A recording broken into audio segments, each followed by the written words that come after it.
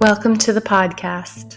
This is a space where we tap into our truth, our essence, where we go to the depths within to seek our wounding and find a way to transmute it.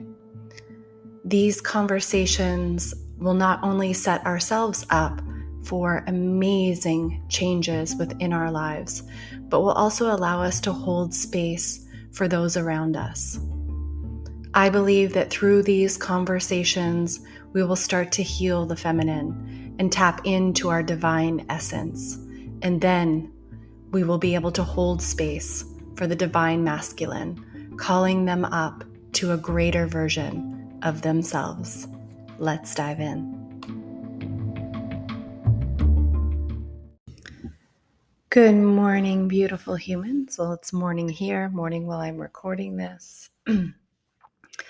I was sitting this morning listening to some heart-opening Hertz music, having my cacao, and some words started to pour through me. I could feel that at some point it would be an Instagram post, so I started to curate there. And then as I completed what it was that was coming through, I just felt this pull to talk about my definition of self-mastery, because I have realized that my definition of self-mastery has definitely changed over time. And it might be a little bit of a different perspective than what's already out there. So first, I'll share with you some of the things that were coming through. And this all sort of originated or initiated by thinking about how I have processed and healed some of the things in my life. And what I noticed is there's this consistent theme or willingness to see what is, to walk through, to explore, to discover, to just peer into the internal workings of my body, of my soul, of my experiences on earth. And so what I started to write was this: by walking through the depths of my own pain, I was able to release the weight it carried. For so long, I was afraid of looking within. I was afraid what I was going to find. I was afraid how big it was going to be. I was afraid how big my emotions were going to be. I was afraid whether or not I could handle it. I was afraid, I was just running this story and narrative that I was too much, and that in that it would be too much for me to handle. And, this sort of reminds me of when you're a kid and either you're afraid of the dark or a monster under your bed. Or for me, it was actually I don't know if this was driven through the movie E.T., but I was also afraid of my closet door, something being in my closet or hiding in my closet. I don't know if that's scary movies or where that comes from, but all in the same. It's there's this dreaded monster under the bed that carries so much fear of the unknown or what could be. And this is how I now feel about when I look back. This is now how I feel about the unknown of my emotions, the unknown of the pain and the grief I would find, the unknown of what was within. That pain, that overwhelm, that bigness was so much bigger when I imagined it. But when I sat with it and brought whatever was in there into the light, the fear of it, the grandeur of it shrank. That doesn't mean that these things weren't hard to move through. Sometimes they still felt in the moment when actually, doing the work or really looking at what was. There were pieces of it as I chipped away that felt insurmountable. but never quite the same way as it did before I looked. And I think what really helped me over time was working with what was. Really shifting my focus away from the fear or my mind where all of the energy could just be swirling around, where I constantly, in this constant thought loop. I sometimes joke, but it's not really a joke, that my brain is a labyrinth, where sometimes, in a labyrinth, if you were to walk around a labyrinth or you've experienced that, the labyrinth you like take steps towards, and it's in this little circle and beautiful weaving space that goes to the center. And sometimes as you're walking through it, it looks like you're getting really close to the center. And then all of a sudden you're moving further away from the center. And so my brain can work very much like that, where it can be like an idea that gets me closer to where I think I want to be, and then seemingly on the very outside and the furthest away that I could have ever imagined myself. And so I let my mind play. I let my mind come to the table, but I really try to tap into what is. What is true within me? What's true in my body? What am I feeling? What emotion is coming up? And that, going into the depth of what is and working with what is, has been such a gift to me. There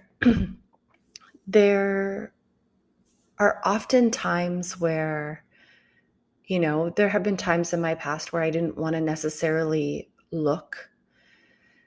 And I have so much compassion for that part of me, because it felt so big to open that door.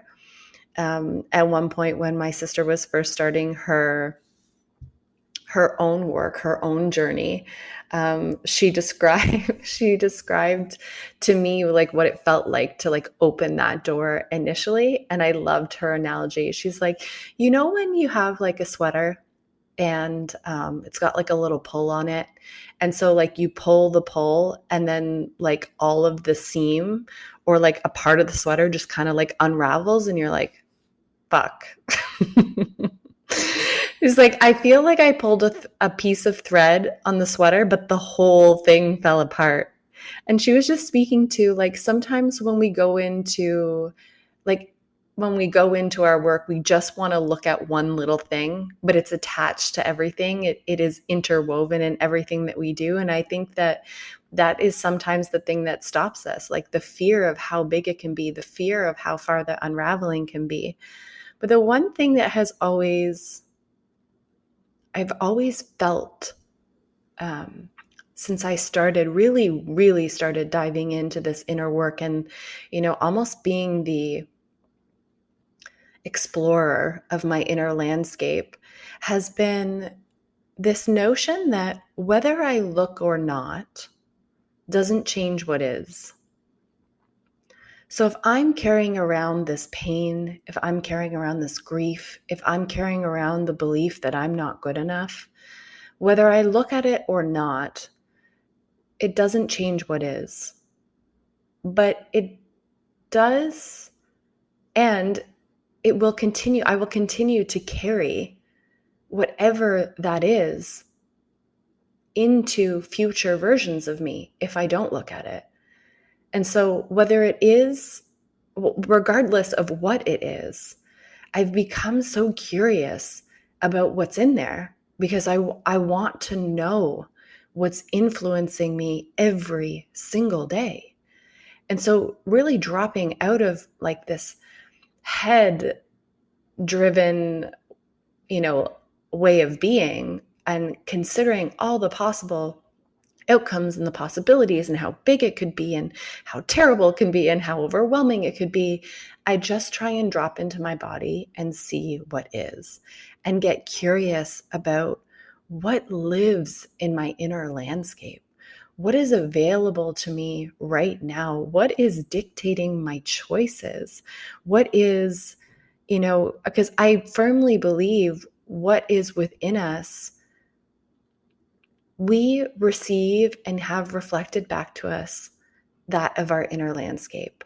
So if I believe or I have a story of like, I'm too big or I'm too much or I'm not worthy, the way that I carry myself in the world, the way I interact with other people, the way I talk, the way I position myself, the way I'm relationally, is all impacted by that thought and then gets mirrored back to me because of that belief.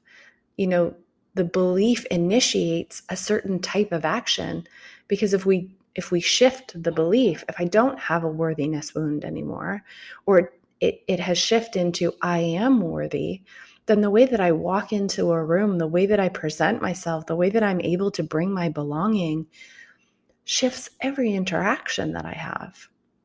And so for me, really looking at what is, spending the time on working on that rather than the overwhelming feeling of what could be, has been one of the greatest gifts I have given myself. And this brought me to this whole thought, and what kind of like launched this excitement to like get out my microphone and do this podcast is like, to me now, that's a level of self-mastery. That is self-mastery. For me, self-mastery is working with self, is mastering the connection with self. And that may be very different than how you feel about self-mastery, but my invitation would be to consider that notion. How does that feel when I say that? To master the connection with self is self-mastery. When I was very much in my masculine way of doing, self-mastery to me was like controlling my emotions, controlling how I was going to feel, how I was going to think. It was very like forcing and doing energy. And there actually wasn't a lot of space for me to be in my full humanness. It was about self-mastery for me was like managing my emotions, stuffing them down to the deepest, darkest, furthest crevice away from what could come out of me. If it was something that was going to make me sad, really like kind of the physical representation is like stuffing that all the way down to the depths below my stomach, like, just keeping it as low and covered and buried as I possibly could in my body so that it wouldn't well up and possibly come out of my eyes. That to me was self-mastery, like mastering and controlling and being in control of the self. And now for me, self-mastery is this beautiful working with what is, this beautiful dance of feeling my emotions, connecting with my body, being in my most expressed humanness, connecting to my divine feminine energy, being in flow, playing with the masculine within, but really just understanding self, working with self, working with the body in this beautiful, deep, connected relationship. So in that, it's like mastery for me, that self-mastery is mastery of my own domain, but not mastery over, mastery with. Not power over, power with. Equal power, but different. The power of my body, the power of my divinity, the power of my mind, all of these things are beautiful aspects of me. But one is not more important than the other. The power of my heart. Like these pieces, these aspects of self are all so uniquely powerful. And when each one of them come to play, when each one of them have a seat at the table, that to me is where mastery of self comes in. Again, to me, it's to master the connection with self is self-mastery? How can we master? How can we connect deeper with self? How can we relate to self? How can we listen to self? How can we love self? How can we have compassion? How can we find joy? How can we give to ourselves the way that we so freely give to others? I think if we can contemplate that and really look at how we relate to self, look at where we are currently, and explore what might be in the way of tapping in to what is my truth, in that connection with self can be self-mastery. Can my truth coexist in your world with whatever your truth is today? However you feel about yourself, however you are operating currently, can you get behind the idea that this truth is also available, and not just for me, but could be available for you too? I look so forward to any of the work that comes up in this for you. And if you feel called to share it, please place it in the comments below. I will see you soon. This episode is brought to you by the Sisterhood Dinner Series. The Sisterhood Dinner Series is for female entrepreneurs and women looking to connect with like-minded hearts and souls, those that are dedicated to their growth, their evolution, and are looking to have different, deep conversation. We are here to hold in-person space and create a community of women looking to grow together. If this is something that you want to be a part of, please check out my Instagram at Exponential Alchemy.